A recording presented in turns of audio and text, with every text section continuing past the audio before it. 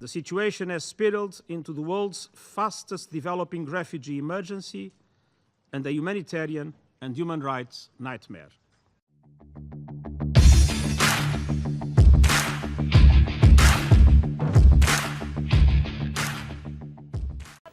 They died at sea. Men, women and children fleeing bloodshed, brutality and the torching of homes in Myanmar.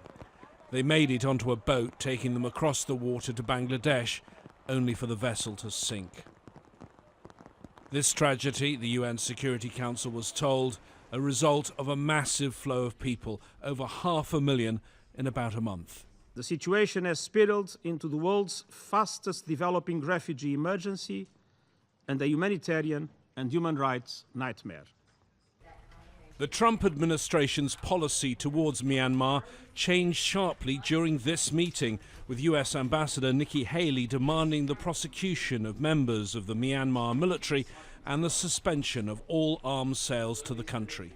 We cannot be afraid to call the actions of the Burmese authorities what they appear to be: a brutal, sustained campaign to cleanse the country of an ethnic minority.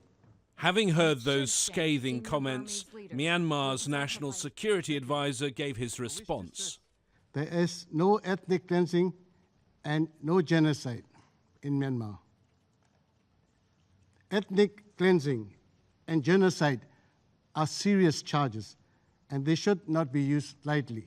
Human rights groups have been critical of the Security Council. They say its slow response has failed dismally to keep up with the scale and speed of this crisis, both in terms of the ongoing human rights abuses and the resulting humanitarian emergency. This meeting, and in particular Ambassador Haley's comments, increased the pressure on Myanmar. But the Council remains divided, with some, notably China, suggesting quiet diplomacy may be the best way forward.